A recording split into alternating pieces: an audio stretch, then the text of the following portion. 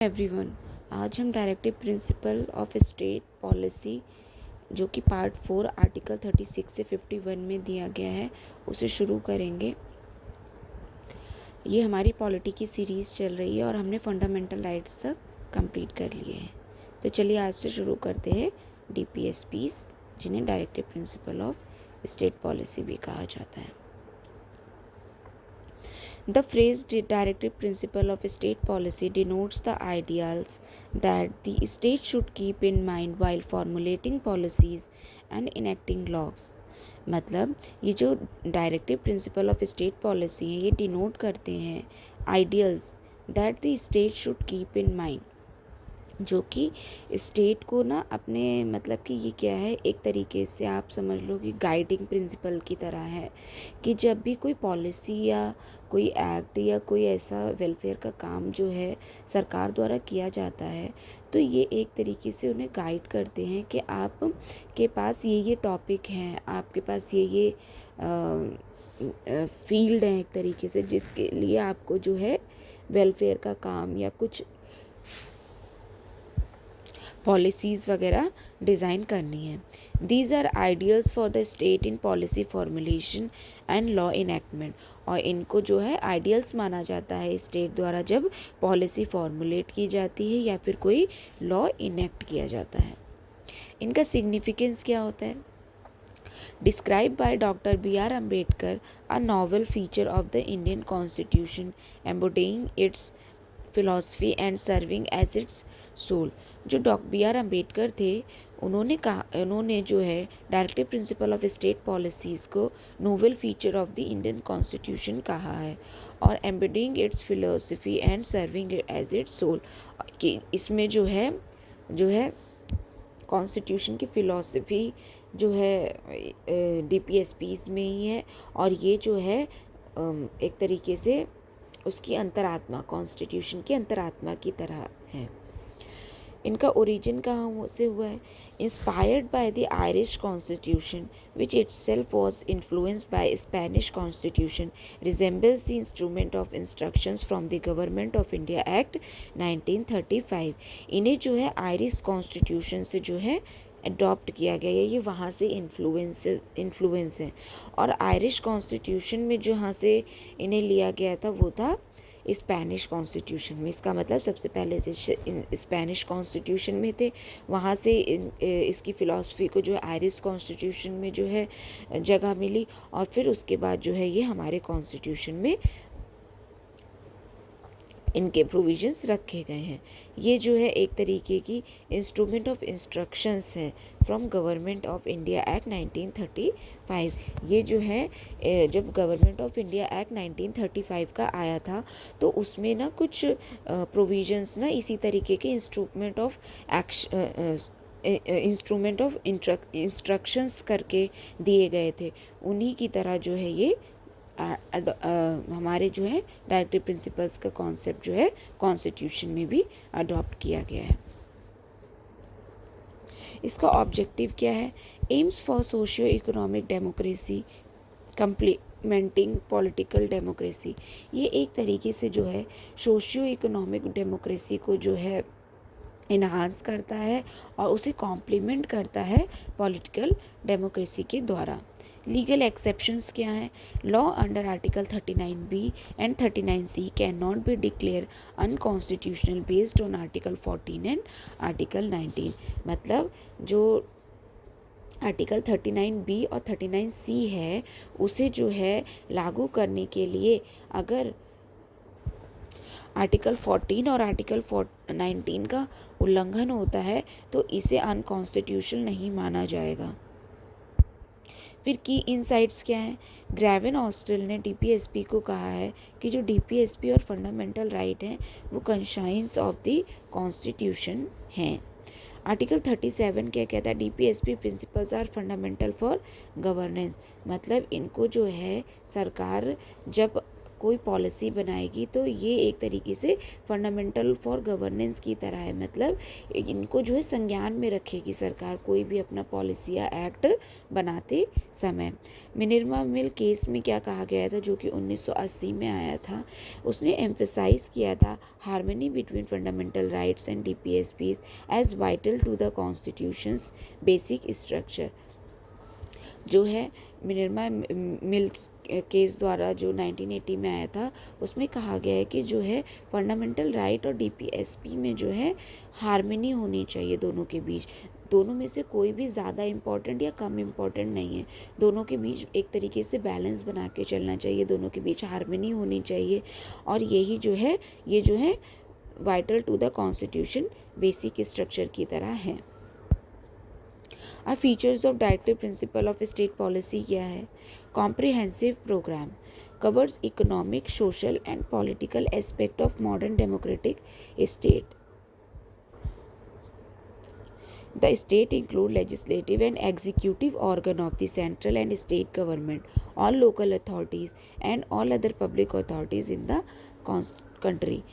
It covers economic, social and political aspect of modern democratic state. मतलब भाई जो ये DPSPs हैं ये इकोनॉमिक, सोशल और पॉलिटिकल डेमोक्रेसी का जो एक तरीके से बेसिक प्रिंसिपल है वो जो है कवर करते हैं आज की डेमोक्रेसी में के अकॉर्डिंग। मतलब द स्टेट इंक्लूड्स, जो स्टेट है इसमें जो ये डेमोक्रेटिक स्टेट की बात कही गई है, इसमें जो ये स्टेट है वो इंक्लूड करती है legislative, executive organ of the central और स्टेट दोनों के, सारी लोकल अथॉरिटीज़ और सारे ऐसे public authorities in the countries जो कि पब्लिक पोस्ट पर हैं या पब्लिक मतलब गवर्नमेंट से रिलेटेड, गवर्नमेंट के अंडर में आते हैं। मॉरल ऑब्लिगेशन क्या है? Although non justiciable, non legally enforceable, their implementation relies on public opinion. मतलब देखो ये क्या है कि भाई नॉन जस्टिसिएबल है, मतलब ये दिए गए हैं एक तरीके से इंस्ट्रक्शन ऑफ इंस्ट्रूमेंट्स की तरह, इंस्ट्रूमेंट्स ऑफ इंस्ट्रक्शन की तरह, लेकिन भाई ये कोर्ट में लागू नहीं करवाए जा सकते। अगर ये सरकार इन्हें फुलफ़िल नहीं कर पाई तो आप जो है इसके लिए फिर कोर्ट में नहीं जा सकते कि भाई ये मेरे पर्टिकुलर डीपीएसपी जो है हमारे यहाँ फुलफ़िल नहीं हो पाए, क्योंकि ये भाई गवर्नमेंट की क्षमता पर भी निर्धारित होता है कि वो कौन कौन से डीपीएसपीज लागू कर पाएगी। तो इसीलिए कहा गया है कि समय समय पर जैसी उसकी क्षमता होती जाएगी गवर्नमेंट की, तो वो जो है नए नए प्रोविजंस जो हैं डीपीएसपी से लेकर आते रहेंगे, नए नए एक्ट बनाते रहेंगे पब्लिक वेलफेयर के लिए। और इसका जो इम्प्लीमेंटेशन है बहुत हद तक पब्लिक के ऊपर भी डिपेंड करता है। देखो कोई सरकार सत्ता में है और वो आपके लिए कोई भी ऐसा वेलफेयर का काम नहीं कर रही है, ठीक है, तो भाई वो 5 साल तक ऐसा कर सकती है, उसके बाद तो आपके हाथ में वोटिंग राइट है। अगर आपको लगता है कि सरकार आपके हिसाब से आपको इकोनॉमिक, सोशल और पॉलिटिकल डेमोक्रेसी प्रोवाइड नहीं करवा पा रही है या इस बेसिस पे आपकी इक्वालिटी नहीं दे पा रही है, तो फिर आप भाई दूसरी गवर्नमेंट को चुनोगे। उनको क्यों चुनोगे? वो बस 5 साल तक अपनी मनमानी कर सकते हैं या फिर हो सकता है उससे भी जल्दी उतर जाएं सीट से। फिर कहा गया है कि directive principle of state policy constitute does not put limitations upon legislative and executive functions. Directive principle जो स्टेट पॉलिसी के हैं वो जो कॉन्स्टिट्यूट करते हैं, लेकिन वो जो है कोई लिमिटेशन नहीं मतलब कि एक तरीके से क्रिएट करते हैं लेजिस्लेटिव या एग्जीक्यूटिव फंक्शंस पर। कॉन्स्टिट्यूशनल गाइडलाइंस क्या है? Serve as recommendations for the state, central, state, local authorities in legislative, executive and administrative matter. ये एक तरीके से रिकमेंडेशंस हैं, कोई बाउंडेशंस नहीं है, ये सिर्फ रिकमेंडेशन हैं स्टेट को लेकर, और जो कि सेंट्रल हो चाहे स्टेट गवर्नमेंट हो, चाहे लोकल अथॉरिटीज़ हो, लेजिस्लेटिव मैटर हो उनसे रिलेटेड, एग्जीक्यूटिव मैटर हो या एडमिनिस्ट्रेटिव मैटर हो, हर जगह पर ये सिर्फ एक तरीके की रिकमेंडेशंस या गाइडलाइंस की तरह जो है रखी गई हैं। सोशियो इकोनॉमिक डेमोक्रेसी ये जो है क्या कहते हैं प्रोवाइड करवाती हैं। Promote positive social and economic rights unlike fundamental negative in nature. ये जो है एक तरीके से पॉजिटिव हैं सोशल और इकोनॉमिक राइट को लेकर, जबकि फंडामेंटल राइट्स जो हैं वो नेगेटिव इन नेचर है। Supplement fundamental rights fill gaps in part third of the constitution by addressing social and economic issues. ये जो है एक तरीके से गैप को फिल करती हैं जो कि पार्ट थर्ड में दिया गया है कॉन्स्टिट्यूशन के, बाय एड्रेसिंग सोशल और इकोनॉमिक इश्यूज, क्योंकि वहाँ पे जो है एक तरीके से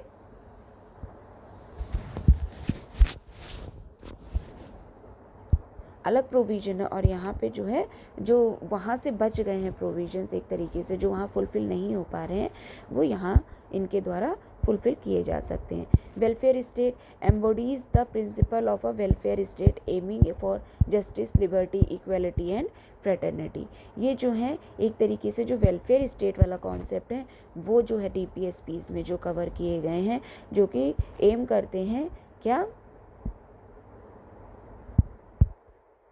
जस्टिस एम करते हैं फॉर जस्टिस हो, लिबर्टी हो, इक्वालिटी है और फ्रेटर्निटी, मतलब न्याय होना चाहिए, थोड़ा लिबरल होना चाहिए, समानता होनी चाहिए और भाईचारा भी होना चाहिए। They are fundamental for the governance of the country, मतलब इनको जो है एक तरीके से फंडामेंटल माना गया है गवर्नेंस ऑफ द कंट्री में। मतलब जब गवर्नमेंट कोई गवर्नेंस से रिलेटेड कोई मैटर पे काम कर रही होगी तो इनको जो है संज्ञान में रखेगी। कॉन्स्टिट्यूशनल एडवाइज़र जो थे BN Rao propose dividing rights into justiciable and non justiciable, a recommendation accepted by drafting committee. जो कॉन्स्टिट्यूशनल एडवाइज़र थे BN राव, उन्होंने प्रपोज किया कि जो डायरेक्टिव प्रिंसिपल्स हैं इन्हें जो है डिवाइड करना चाहिए जस्टिसिएबल और नॉन जस्टिसिएबल में, और ये रिकमेंडेशन जो है ड्राफ्टिंग कमेटी द्वारा अडॉप्ट कर ली गई थी। जुडिशियल रोल क्या है, helps court assess the constitutional validity of laws concerning article 14 and 19, और ये जुडिशरी है उन्हें भी एक तरीके से गाइडलाइन जो है प्रोवाइड करते हैं। भाई वो ये हेल्प करते हैं कोर्ट को कि वो एसेस कर सकें कि कॉन्स्टिट्यूशनल वैलिडिटीज़ जो सरकार द्वारा कोई लॉ या एक्ट वगैरह बनाए गए हैं तो वो एक तरीके से इन जो डायरेक्टिव प्रिंसिपल्स में जो प्रोविजंस दिए गए हैं इनको जो है बेस मान के उनकी वैलिडिटी को चेक कर सकते हैं, जो कि आर्टिकल 14 और 19 से रिलेटेड कंसर्न को भी ध्यान में रखा जा सकता है। फिर क्या कहा गया है, classification of directive principles of state policy. देखो ये जो है कॉन्स्टिट्यूशन में कोई क्लासिफिकेशन एज सच दिया नहीं गया है, ठीक है, लेकिन ये जो है एक तरीके से कुछ प्रिंसिपल्स जो हैं जो ज़्यादा एक वैरायटी कवर करते हैं ना, तो उनका इस तरीके से डिवीज़न हो गया है। ये जस्ट मतलब एक तरीके से थोड़ा इजी करने के लिए जो है ये डिवीज़न है, बाकी एज सच जो है इसे मतलब इंटेंशनली जो है डिवाइड करके नहीं बनाया गया। The constitution does not specify the classification of DPSP। Constitution में किसी प्रकार का कोई क्लासिफिकेशन नहीं है डायरेक्टिव प्रिंसिपल्स को लेके, ठीक है। On the basis of content these are classified into social, Gandhian और लिबरल, इंटेलेक्चुअल, और सिर्फ कंटेंट के बेसिस में भाई कौन किस टाइप के प्रोविजंस ये कवर करता है उस बेसिस पे जो है इन्हें जो है सोशलिस्ट, गांधीयन और लिबरल, इंटेलेक्चुअल में डिवाइड किया गया है। अब सोशलिस्ट वाले क्या हैं भाई, reflects ideology of socialism, lays down the framework of democratic socialist state, aims at providing social and economic justice and sets the path towards the welfare state. ये जो है रिफ्लेक्ट करते हैं एक तरीके से सोशलिज्म की आइडियोलॉजी की, और ले डाउन करते हैं एक तरीके का framework of a democratic socialist state, aiming at providing social और इकोनॉमिक जस्टिस प्रोवाइड करने की बात करते हैं, set the path towards the welfare state, और वेलफेयर स्टेट की तरफ एक पाथ को अग्रसर या सेट करते हैं। फिर आर्टिकल 38 क्या कहा गया है, देखो आर्टिकल 38 में कहा गया है कि प्रमोट करना चाहिए सोशल, इकोनॉमिक और पॉलिटिकल जस्टिस को, ताकि जो है हम इनकम और अपॉर्चुनिटी को जो है जो इनकम है minimise income and opportunity inequalities, जो इनकम से रिलेटेड और अपॉर्चुनिटीज़ से रिलेटेड इनइक्वालिटीज़ जो फैली हुई हैं उनको जो है हमें क्या कहते हैं कम करने की कोशिश करनी चाहिए through promotion of social, economic and political justice. ये जो है 44th कॉन्स्टिट्यूशनल अमेंडमेंट द्वारा ऐड किया गया था। ये जो minimise income and opportunity equality वाला है, जो इनइक्वालिटी। आर्टिकल 39 क्या कहता है, स्टेट पॉलिसीज़ टू इंश्योर, जो स्टेट है वो पॉलिसीज़ बनाते टाइम ये ध्यान में रखेगा कि लाइवलीहुड इक्वालिटी हो फॉर मैन और वुमेन। मतलब जो एक तरीके से लाइवलीहुड अर्न करने का जो साधन है वो आदमी और औरतों के लिए, मैन और वुमेन के लिए जो है वो इक्वल होना चाहिए। Distribution of resources for common good होना चाहिए भाई, जो रिसोर्सेज का डिस्ट्रीब्यूशन हुआ है कॉमन गुड्स को लेके वो एक तरीके से जो है बराबरी में होना चाहिए। ये नहीं है कि भाई कहीं पर ज़्यादा हो, कुछ लोगों के पास उसकी वो पहुँचे ही ना। फिर प्रिवेंशन ऑफ वेल्थ कंसंट्रेशन, मतलब कि एक ही हाथ में जो है दौलत जो है कंसंट्रेट होके नहीं होना चाहिए। मान लो किसी को अपॉर्चुनिटी मिली, ठीक है, पहले से कोई किसी तरीके से मान लो भाई उसको फ़ायदा मिल गया हो, तो भाई ऐसा नहीं है कि भाई वो जो है फिर पूरी प्रॉपर्टी पे खुद का ही कब्जा जमा के बैठ जाए, ठीक है, पूरी वेल्थ पे जो है कुछ ही लोगों के हाथ में कंसंट्रेट होके रह जाए। इसका जो है डिस्ट्रीब्यूशन एक तरीके से इक्वालिटी में आना चाहिए भाई, ज़्यादा असमानता नहीं होना चाहिए कि कुछ तबके के लोग बहुत अमीर हो जाएं, कुछ लोग जो है बहुत गरीब हो जाए। सरकार को ऐसे कदम उठाने पड़ेंगे कि भाई जो डिस्ट्रीब्यूशन ऑफ वेल्थ है वो एक तरीके से बराबर हो सके। Equal pay for equal work मिलना चाहिए भाई सबको, जो है जो अगर एक तरीके का काम कर रहे हैं तो उनमें फिर किसी प्रकार का भेदभाव नहीं करना चाहिए आपको, कि भाई किसी को लेकर आप ज़्यादा पे कर रहे हो, किसी को कम पे कर रहे हो। हेल्थ और सेफ्टी पे ध्यान देना चाहिए वर्कर और चिल्ड्रन की, जो कि कहीं पे काम कर रहे हैं उनकी हेल्थ और सेफ्टी का प्रॉपर ध्यान रखना चाहिए। चाइल्ड डेवलपमेंट एंड प्रोटेक्शन, जो चाइल्ड का जो है डेवलपमेंट को लेकर आपको जो है कोई कुछ प्रोविजंस बनाने पड़ेंगे, उनको प्रोटेक्ट करना पड़ेगा भाई, उनको प्रोटेक्शन की ज़रूरत है अगर सोसाइटी में, तो आपको उनको जो है प्रोटेक्ट करना पड़ेगा। और ये जो है 42nd अमेंडमेंट एक्ट जो है आया था उसके द्वारा ऐड किया गया था। फिर वो 3 क्या कहता है, थर्ड प्रोविज़न क्या है, आर्टिकल 39A में क्या गिवन है कि भाई प्रमोट करो equal justice, provide free legal aid. 42nd constitutional amendment द्वारा इसे ऐड किया गया था, किसको, फ्री लीगल एड वाला जो कॉन्सेप्ट था। मतलब इसमें जो है क्या कहा गया है कि आपको जो है इक्वल जस्टिस, देखो सुप्रीम कोर्ट, हाई कोर्ट और जो लोकल कोर्ट्स वगैरह हैं, डिस्ट्रिक्ट कोर्ट, ये सब देखो हैं तो देश में हैं, लेकिन इनके अगर सोचो कि मतलब पहली बात तो सोचो हाई कोर्ट जो है, सुप्रीम कोर्ट जो है दिल्ली में है उसकी ब्रांच, ठीक है। अभी मान लो कोई बंदा है अपील करना चाहता है किसी ऐसे मतलब कि टेरिटरी ऑफ इंडिया में जो भाई दिल्ली से बहुत दूर है, मान लो साउथ में है इंडिया के, फिर नॉर्थ ईस्ट में है, या भाई जम्मू कश्मीर वगैरह में है, तो मतलब ऐसी जगह के लोगों को भी अगर जस्टिस चाहिए या अपील करनी है किसी केस में, तो भाई उनके लिए तो भाई बहुत मुश्किल हो जाएगा। गरीब लोग तो ऐसे भाई कर ही नहीं पाएंगे, ठीक है। और फिर बड़े बड़े वकीलों की कितनी ज़्यादा फ़ीस होती है, ठीक है। तो ये कहा गया है कि भाई आप जो है इक्वल जस्टिस प्रोवाइड करने का जो है प्रोविज़न रखो, और फ्री और लीगल एड, क्योंकि भाई जस्टिस जो है फ्री ही होनी चाहिए, लीगल एड फ्री ही होनी चाहिए। अगर ये फ्री नहीं होगी तो ये सब तक पहुँचेगी नहीं, और फिर जस्टिस होने का फ़ायदा क्या है, कुछ अमीर लोग जो हैं अपने फ़ायदे के लिए इन सब चीज़ों का इस्तेमाल करने लगेंगे। तो इसीलिए जो है कहा गया है कि आपको जस्टिस, सरकार को जो है जस्टिस जो है वो इक्वल रखनी चाहिए, और फ्री लीगल एड जो है प्रोवाइड करने के प्रावधान रखने चाहिए।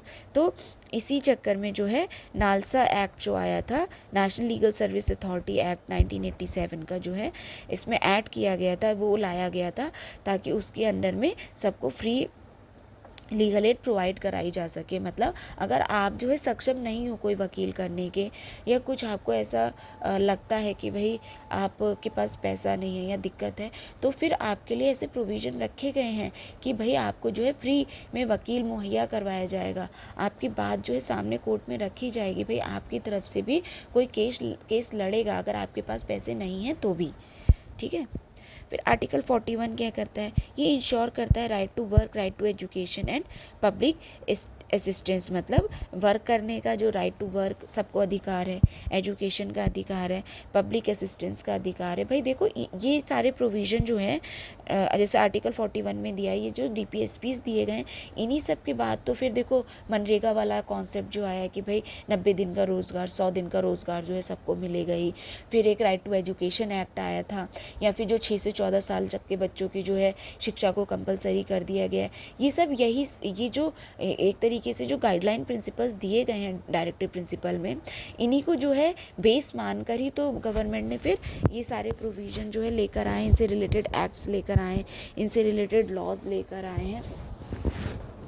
ठीक है, तो फिर क्या कहा गया, आर्टिकल 42 क्या कहता है, ह्यूमन वर्क कंडीशन होनी चाहिए और मैटरनिटी लीव का प्रोविज़न होना चाहिए। भाई जहाँ पे लोग काम कर रहे हैं वहाँ पे ह्यूमन वर्क कंडीशन होनी चाहिए, भाई काम करने लायक जगह भी होनी चाहिए।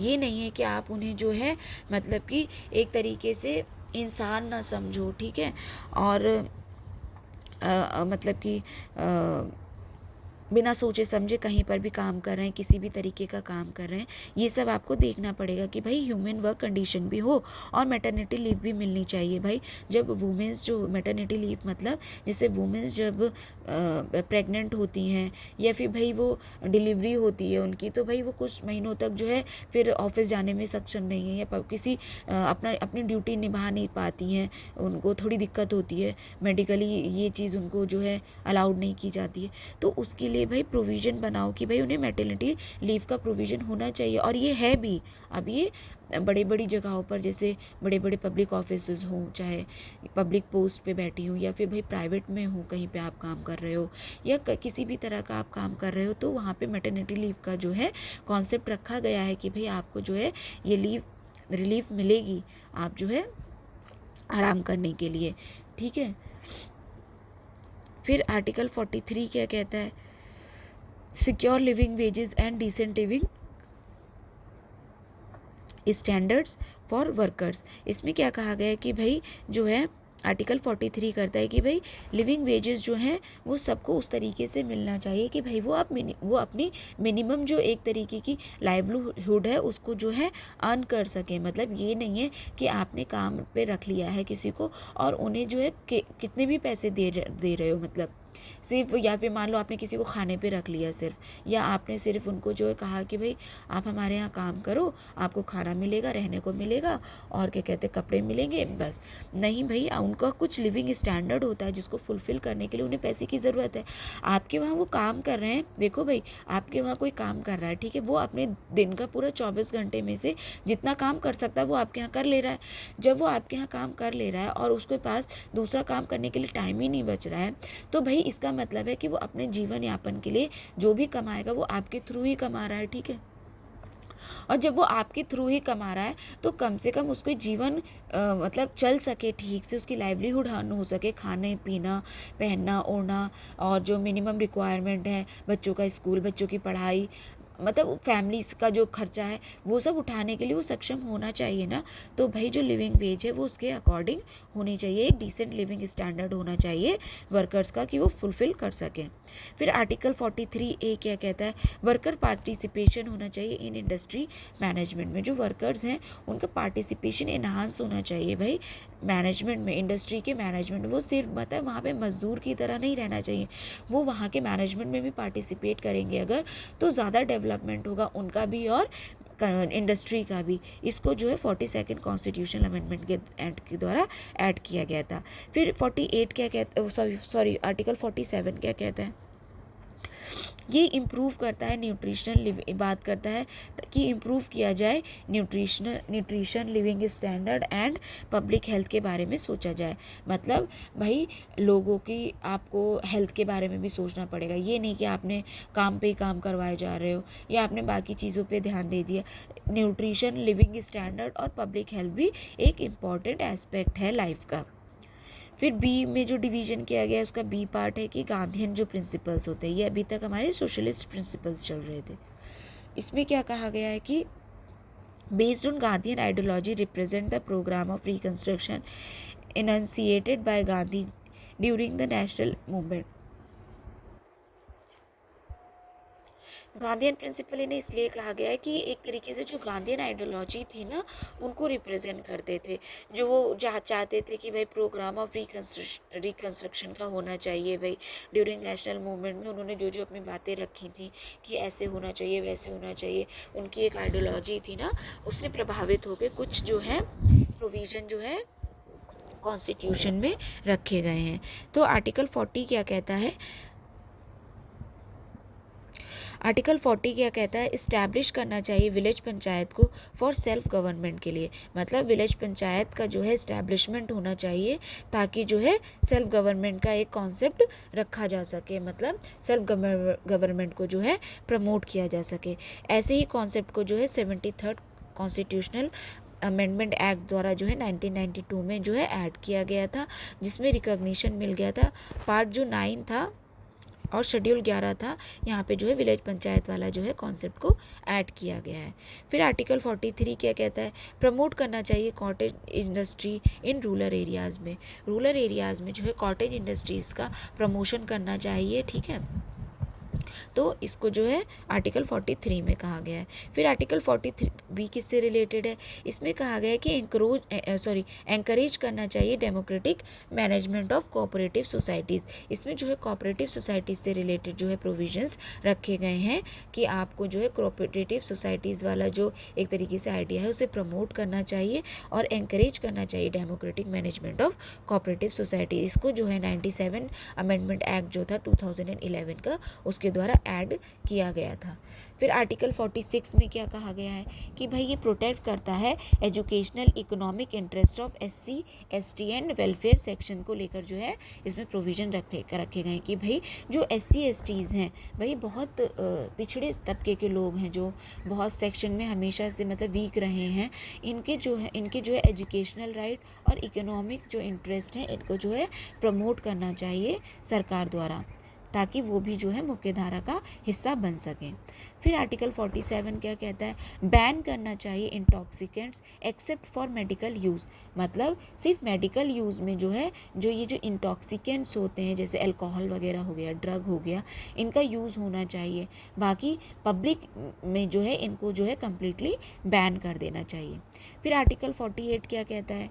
आर्टिकल 48 में दिया गया है कि भाई प्रोहिबिट करना चाहिए स्लॉटर ऑफ काउ और इम्प्रूव करना चाहिए उनकी ब्रीड को लेके, भाई गौ हत्या को जो है बैन करना चाहिए और उनकी ब्रीड्स जो हैं उनके अच्छे ब्रीड्स के लिए जो है आपको कदम उठाना चाहिए कि असली अच्छी नस्ल पर जो है प्रमोट हो सके।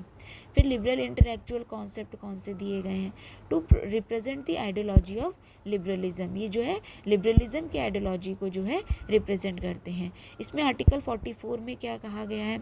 ये इस्टेब्लिश करता है uniform civil code for national integration. ये जो है यूनिफॉर्म सिविल कोड को इस्टेब्लिश करने के बारे में कहता है, दिए गए हैं प्रोविज़न इसमें कि भाई नेशनल इंटीग्रेशन के लिए एक यूनिफॉर्म सिविल कोड होना चाहिए, मतलब एक ही लॉ होना चाहिए जिसके अकॉर्डिंग जो सिविल मैटर्स हैं उन्हें जो है क्या कहते हैं देखा जाना चाहिए। मतलब कि जैसे अब शादी को लेकर है, शादी की एज को लेकर है या शादी से रिलेटेड प्रोविज़न है, तो वो भाई अपने अपने कल्चर के हिसाब से अलग अलग सुविधाएं के लिए जो है वो अपने अपने जो है रूल्स और रेगुलेशन अपने अपने एक्टों द्वारा जो है चलाते हैं। तो मतलब वहाँ पे कहा गया कि इससे जो है यूनिफॉर्मिटी नहीं है सोसाइटी में, सब अपनी तरीके से काम कर रहे हैं। तो यहाँ पे कहा गया है कि आपको एक यूनिफॉर्म सिविल कोड का प्रोविज़न ऐड करना चाहिए। इसी में जो है ये इससे रिलेटेड जो है 1985 में एक शहबानो केस आया था जिसने हाईलाइट किया था कि भाई need to resolve conflict legal loyalties, मतलब भाई वो मोमडन थी और कुछ उनका था कि भाई उनको शादी वाला जो कुछ मैटर था उनका जो फंस रहा था इसमें, ठीक है। मतलब क्या था देखो मैं बताती हूँ। जो शहबानो को केस था वो एक तरीके से जो तलाक वाला जो मैटर था ना उससे रिलेटेड था, ठीक है। तो उसको जो है अनकॉन्स्टिट्यूशनल ट्रिपल तलाक को जो है अनकॉन्स्टिट्यूशनल एक तरीके से करार दे दिया गया है। फिर क्या है आर्टिकल 45 क्या कहता है? Ensure early childhood education for children up to the age of 6। ये जो है 86 कॉन्स्टिट्यूशनल अमेंडमेंट एक्ट जो है 2002 का था उससे जो है ऐड किया गया था। इसमें क्या कहा गया है कि अर्ली चाइल्डहुड एजुकेशन जो है प्रोवाइड की जानी चाहिए जो कि 6 साल तक के बच्चे हैं, ताकि उनका जो है इनिशियल ग्रोथ जो है सही सही से हो सके। फिर promote modern agriculture and animal husbandry, मतलब भाई मॉडर्न एग्रीकल्चर प्रैक्टिसेस को जो है आपको अपनाना चाहिए और मॉडर्न एनिमल हस्बेंड्री वाली प्रैक्टिसेस भी आपको अपनानी चाहिए ताकि जो है और विकास हो सके इस क्षेत्र में। फिर क्या कहा गया, आर्टिकल 48A क्या कहता है, प्रोटेक्ट करना चाहिए एनवायरनमेंट वाइल्ड लाइफ को, दोनों को, मतलब आपको एनवायरनमेंट से रिलेटेड जो प्रोविज़न है और जो वाइल्ड लाइफ प्रोटेक्शन से रिलेटेड प्रोविज़न है वो जो है आर्टिकल 48A में रखे गए हैं कि एनवायरनमेंट को प्रोटेक्ट के लिए आपको कदम उठाना चाहिए और एनवायरनमेंट और वाइल्ड लाइफ दोनों के प्रोटेक्शन के लिए आपको जो है प्रोविजंस ऐड करने चाहिए कॉन्स्टिट्यूशन में। और इसको जो है 42nd कॉन्स्टिट्यूशनल अमेंडमेंट एक्ट जो 1976 का आया था उसके द्वारा ऐड किया गया था। फिर आर्टिकल 49 क्या कहता है, ये सेफगार्ड करता है कि भाई हिस्टोरिक मॉन्यूमेंट्स जो है नेशनल इंपॉर्टेंस के उनको भी कुछ प्रोटेक्शन मिलनी चाहिए, ठीक है। ऐसा नहीं है कि जो हिस्टोरिकली इम्पॉर्टेंट चीज़ें हैं उन पर ध्यान ना दिया जाए और वो सब बेकार हो जाए, तो भाई उनको भी जो है एक तरीके से प्रिजर्व करने के लिए या फिर उनको जो है सेफगार्ड करने के लिए जो है कदम उठाने चाहिए सरकार को प्रॉपरली। आर्टिकल 50 क्या कहता है, separates the judiciary from the executive, ये जो है जुडिशरी को जो है एग्जीक्यूटिव से सेपरेट करने की बात करता है, मतलब दोनों का जो है दायरा फिक्स होना चाहिए, अपना अपने दायरे में काम होना चाहिए, इसको लेकर कदम उठाने चाहिए। फिर आर्टिकल 51 क्या कहता है कि भाई इंटरनेशनल पीस को जो है एक तरीके से प्रमोट करने की बात करता है और कहता है कि भाई लॉज के लिए सबके अंदर जो है रिस्पेक्ट होनी चाहिए, ठीक है। तो ये थे हमारे डायरेक्टिव प्रिंसिपल्स।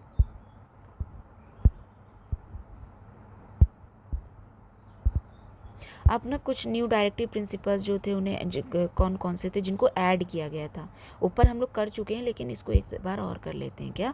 जो 42nd कॉन्स्टिट्यूशनल अमेंडमेंट था, एक्ट था 1976 का, इससे जो है ऐड किया गया था आर्टिकल 39F।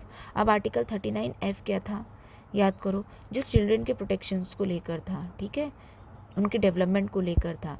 फिर आर्टिकल 39A क्या था, आर्टिकल 39A जो है बात करता है, ये देखो, ये लीगल और equal justice, free legal aid सब जो प्रोवाइड करवानी चाहिए थी।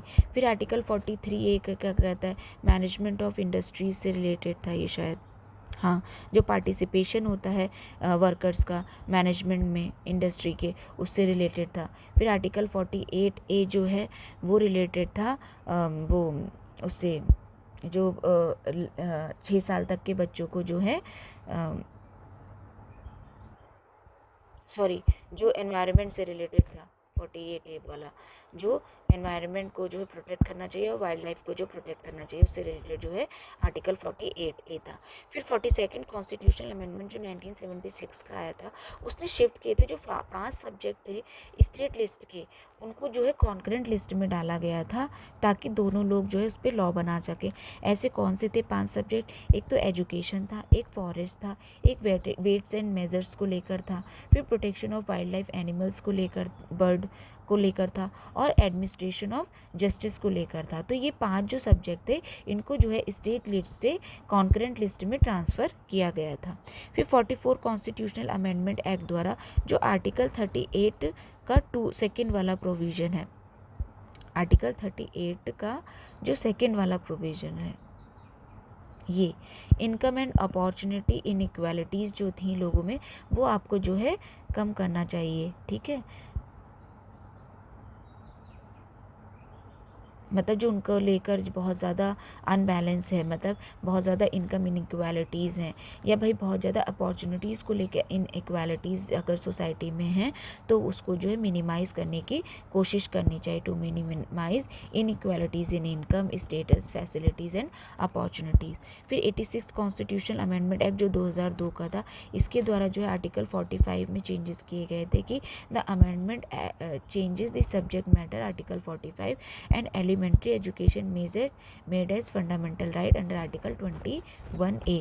जो आर्टिकल 21A में जो फंडामेंटल राइट है कि भाई 6 से 14 साल तक के बच्चों को फ्री एंड कंपलसरी एजुकेशन का प्रावधान जो है सरकार को ऐड करना चाहिए था या मिलना चाहिए, तो वो जो है इसको जो है यहाँ से 45 जो आर्टिकल था इसमें, क्योंकि देखो कहा गया है ना प्रमोशन ऑफ, भाई देखो 45 क्या कहता है कि चाइल्डहुड एजुकेशन को जो है प्रमोट करना चाहिए। तो जो 6 साल तक के बच्चों के लिए जो था वो प्रावधान तो DPSP में रख दिया गया, और 6 से जो 14 साल तक के बच्चों का था उसको जो है 86 कॉन्स्टिट्यूशनल अमेंडमेंट एक्ट 2002 द्वारा जो है फंडामेंटल राइट में जाके रख दिया गया अंडर आर्टिकल 21A। फिर 97 जो कॉन्स्टिट्यूशनल अमेंडमेंट एक्ट 2011 का, उसके द्वारा जो है आर्टिकल 43B को ऐड किया गया था कि जो है प्रमोट करना चाहिए फॉर्मेशन फंक्शनिंग और मैनेजमेंट ऑफ कोऑपरेटिव सोसाइटीज़ को लेकर। फिर कुछ डायरेक्टिव प्रिंसिपल ऐसे हैं जो पार्ट 4 से जो है बाहर रखे गए हैं। उसमें से पहला क्या है, आर्टिकल 335 जो कि पार्ट जो है 16 में रखा गया है। इसमें क्या कहा गया, इसमें कुछ जो है क्लेम्स हैं जो शेड्यूल कास्ट और शेड्यूल ट्राइब्स हैं उनको जो सर्विसेज को लेकर जो उनके द्वारा जो क्लेम किए गए हैं उनको जो है आर्टिकल 335 पार्ट 16 में जगह मिली है। फिर आर्टिकल 350A पार्ट 17 जो है उसमें क्या कहा गया, इसमें जो है इंस्ट्रक्शन इन मदर टंग, मतलब जो मदर टंग में इंस्ट्रक्शन मिलने का जो अधिकार है उसके जो प्रोविज़न जो हैं वो इसमें रखे गए हैं कि भाई अगर कोई चाहे तो अपनी जो उसकी खुद की मदर टंग है, जो उसकी खुद की लैंग्वेज है, उसमें इंस्ट्रक्शन जो है ले सकता है। फिर आर्टिकल 351 जो है वही 17 में जो रखा गया है पार्ट, उसमें कहा गया कि डेवलपमेंट ऑफ हिंदी लैंग्वेज के लिए कदम उठाने चाहिए सरकार को। अब देखो डिफरेंसेस बिटवीन फंडामेंटल राइट और फंडामेंटल ड्यूटीज़ एंड DPSPs में क्या है। देखो अभी फंडामेंटल ड्यूटीज़ जो है हम आगे करेंगे, लेकिन इस यहाँ पर जो उनका डिफरेंस को जो है एक ही साथ में दे रखा है। देखो डेफिनेशन ये फंडामेंटल राइट, फंडामेंटल ड्यूटीज़ और directive principle of state policy है। तो डेफिनेशन क्या है, राइट गारंटी टू इंडिविजुअल, ये जो है इंडिविजुअल को जो है राइट गारंटी किए गए हैं। फंडामेंटल अगर राइट अगर आपके पूरे नहीं हो रहे हैं तो भाई आप जाके उनके लिए प्रॉपर प्रावधान है कि भाई उसके लिए आपको रेमेडी जो है सुप्रीम कोर्ट या हाई कोर्ट द्वारा जो है मिली हुई है, ठीक है। ये जो है रिस्पॉन्सिबिलिटीज़ ऑफ सिटीजन है, ये जो है आपके राइट हैं इंडिविजुअल के, और ये जो है उनकी रिस्पॉन्सिबिलिटीज़ हैं। सिर्फ राइट के प्रोविज़न नहीं है हमारे कॉन्स्टिट्यूशन में, कुछ रिस्पॉन्सिबिलिटीज़ भी दी गई हैं सिटीजन्स को कि वो जो है राइट्स के साथ ड्यूटीज़ भी इंजॉय कर सकें। फिर क्या है डायरेक्टिव प्रिंसिपल में, क्या ये एक तरीके की गाइडलाइन है जो कि सरकार को जो है गवर्नेंस में जो है मदद करेगी। फिर इससे रिलेटेड आर्टिकल कौन से, फंडामेंटल राइट से, फंडामेंटल राइट जो है आर्टिकल 12 से 35 में गिवन है, ड्यूटीज़ जो है आर्टिकल 51A में गिवन है, और डायरेक्टिव प्रिंसिपल जो है आर्टिकल 36 से 51 में गिवन है। इनका नेचर कैसा है, ये जस्टिसिएबल हैं और इन्फोर्सेबल इन कोर्ट हैं, मतलब इनको जो है कोर्ट के द्वारा जो है इन्फोर्स किया जा सकता है, ठीक है। ये नॉन जस्टिसिएबल हैं और नॉन इन्फोर्सेबल इन कोर्ट हैं, मतलब ये जस्टिसिएबल नहीं है, इनके लिए आप जो है जाके अगर आप मतलब ये सिंपल सी बात है कि भाई अगर उसमें कुछ प्रोविजंस लिखे गए हैं लेकिन उनके लिए भाई ये नहीं है कि आप जो है कोर्ट द्वारा जो है जस्टिफिकेशन मांगो, मतलब वो जो है जस्टिफिएबल नहीं है और एनफोर्समेंट कोर्ट द्वारा जो है एनफोर्स नहीं किए जा सकते ज़बरदस्ती, ठीक है, नॉन जस्टिसिएबल है, और ये गाइड है स्टेट पॉलिसी को लेकर। फिर पर्पस क्या है, इस्टेब्लिश पॉलिटिकल डेमोक्रेसी, ये एक तरीके की पॉलिटिकल डेमोक्रेसी को इस्टेब्लिश करने का काम करते हैं। ये जो है सिविक रिस्पॉन्सिबिलिटी की तरह है लोगों पर, और ये जो है डायरेक्टिव प्रिंसिपल जो हैं ये इस्टेब्लिश करते हैं सोशल इकोनॉमिक डेमोक्रेसी को। देखो यहाँ पे सोशल और इकोनॉमिक डेमोक्रेसी है, और यहाँ पे पॉलिटिकल डेमोक्रेसी है, और यहाँ पे सिविक रिस्पॉन्सिबिलिटी है, तीनों अलग अलग है। फिर एनफोर्समेंट को लेकर क्या है भाई, ये जो है ऑटोमेटिकली इन्फोर्स हो जाते हैं, court can invalidate laws, example article 32 और 226 द्वारा, मतलब ये जो है ऑटोमेटिकली इन्फोर्स हो जाते हैं। जैसे ही कोई लॉ बनता है तो कोर्ट चाहे तो उसे जो है इनवैलिडेट कर सकता है फंडामेंटल राइट के तर्ज पर। भाई आप अगर कोई भी प्रोविज़न फंडामेंटल राइट के अगेंस्ट में बनाया गया है तो उसे जो है वो जो है कोर्ट जो है इनवैलिडेट कर सकता है। फिर voluntary compliance require special law. भाई इसको क्या है, देखो फंडामेंटल ड्यूटीज़ तो दे दी गई हैं, लेकिन इनको लागू करने के लिए भाई कि ये जो है सिटीजन्स पर लागू हो, उसके लिए भाई उनको जो सरकार को जो है प्रॉपर लॉ और एक्ट बनाने पड़ेंगे और उनको लॉ और एक्ट बनाकर जो है इम्पोज करना पड़ेगा सिटीज़न पे, तभी जो है ये क्या कहते हैं प्रॉपर तरीके से लागू हो पाएंगे। वरना ये ड्यूटीज़ की तरह हैं, अगर वो चाहें तो कर सकेंगे, नहीं चाहेंगे तो नहीं अपनाएंगे। फिर क्या मतलब नहीं अपनाने की तो बात ही नहीं है, ड्यूटीज़ दी ही गई इसलिए हैं, फिर भाई सरकार उनके लिए रिलेटेड जब प्रोविज़न लेकर आएंगे तो फिर आपको तो मानना ही पड़ेगा। फिर require legislation not automatically enforce, और इसमें भी जो है लेजिस्लेशन की ज़रूरत पड़ती है, ये भी ऑटोमेटिकली इन्फोर्स नहीं होते हैं। फिर सैंक्शंस क्या है, इनके ऊपर जो है लीगल सैंक्शंस होती है, इंडिविजुअल वेलफेयर का पर फोकस होता है। इसमें जो है कोई लीगल सैंक्शन नहीं है, मतलब कोई लीगल जो है दबाव नहीं है, और ये सिर्फ एक ड्यूटीज़ की तरह है, और इन पर जो है मॉरल सैंक्शंस हैं, ठीक है, और ये कम्युनिटी वेलफेयर पर फोकस करती हैं। फिर अमेंडमेंट क्या है भाई ये क्या है, can be amendment but not basic structure under article 368। मतलब इनको जो है अमेंड तो किया जा सकता है लेकिन बेसिक स्ट्रक्चर को डैमेज नहीं किया जा सकता, ऐसा सुप्रीम कोर्ट द्वारा कहा जाता है। फिर ये जो है क्या can be modified by parliament, इनको जो है लॉ भैया जब सरकार बनाकर लेकर आएगी तो उनके द्वारा इनको मॉडिफाई किया जा सकता है, ठीक है। वो पार्लियामेंट जब गवर्नमेंट जो है कोई लॉ बनाकर इनको जो इम्पोज करेगी लोगों पर। फिर क्या है, can be amendment to reflect societal needs, और ये जैसे जैसे सोसाइटी की नीड है उसके द्वारा जो है अमेंड किए जा सकते हैं भाई, ठीक है, कि वेलफेयर को जब वेलफेयर की बात आएगी सोसाइटी को लेके। फिर ओरिजिन क्या है, ये जो है यूएसए से बोरो किए गए हैं, ठीक है, इनको जो है सोवियत यूनियन से जो है बोरो किया गया और इनको जो है आयरिश कॉन्स्टिट्यूशन से बोरो किया गया है।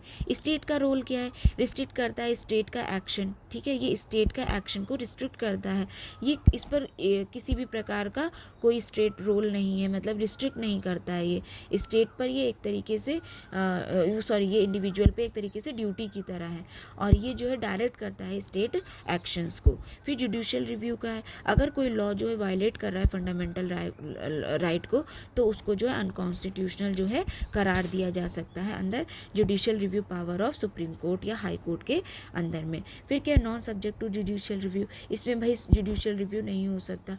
इसमें क्या है, court can not declare law unconstitutional, इसमें जो है कोर्ट जो है कैन नॉट लॉ, मतलब भाई अगर डीपीएसपीज के जो गाइडिंग प्रिंसिपल्स दिए गए हैं डायरेक्टिव प्रिंसिपल्स में डीपीएसपीज में, तो उनको लागू करने के लिए अगर कोई मान लो किसी तरीके का कोई फंडामेंटल राइट इन्फ्रिंज हो भी रहा है तो फिर भाई उसको अनकॉन्स्टिट्यूशनल नहीं कहा जाएगा, क्योंकि ये प्रोविज़न दोनों दिए गए हैं, और वेलफेयर ऑफ सोसाइटी के लिए अगर सरकार ऐसा कुछ कर रही है तो वो कर सकती है। राइट्स और ड्यूटीज़ जो होती हैं वो एक तरीके से कोरिलेटेड हैं। फिर क्या है, कॉन्फ्लिक्ट क्या है बिटवीन फंडामेंटल राइट और डीपीएसपीज में, अलग अलग समय के साथ कॉन्फ्लिक्ट भी उत्पन्न हुए कि भाई किसको ज़्यादा वो देना चाहिए, इम्पोर्टेंस देनी चाहिए, किसको कम देनी चाहिए, भाई बैलेंस बना के रखना चाहिए। तो चंपाकम जो दो राजन केस आया था 1951 का, वो कहता है कि फंडामेंटल राइट जो हैं वो प्रिवेल करेंगे डीपीएसपीज पे, directive principle of state policies पे जो है फंडामेंटल राइट को जो है इनसे ऊपर रखा जाएगा, और fundamental right can be amended by parliament through constitutional amendments only, और जो फंडामेंटल राइट्स जो हैं वो पार्लियामेंट द्वारा जो है वो जो है मतलब अमेंड किया जाएगा सिर्फ कॉन्स्टिट्यूशनल अमेंडमेंट द्वारा, ठीक है। फिर गोलकनाथ केस आया 1967 में, इसमें कहा गया कि parliament can not remove any fundamental right, वो सेक्रोसेंट है, मतलब फंडामेंटल राइट को पार्लियामेंट कोई लॉ और एक्ट बनाकर भी रिमूव नहीं कर सकती है। Parliament can not B amendment for implementation of DPSP, मतलब डीपीएसपीज को लागू करने के लिए फंडामेंटल राइट का उल्लंघन नहीं किया जा सकता, ऐसा कहा गया था गोलकनाथ केस में। फिर 24th कॉन्स्टिट्यूशनल अमेंडमेंट एक्ट आया 1971 का, इसमें क्या कहा गया, इसमें इसमें पार्लियामेंट कहा गया कि पार्लियामेंट जो है वो रिमूव कर सकती है फंडामेंटल राइट को अंडर कॉन्स्टिट्यूशनल अमेंडमेंट एक्ट। ये जो है सरकार द्वारा लाया गया था कि भाई जो कॉन्स्टिट्यूशनल अमेंडमेंट एक्ट है वो जो आर्टिकल 13 है उसकी लॉ की परिभाषा में नहीं आता है।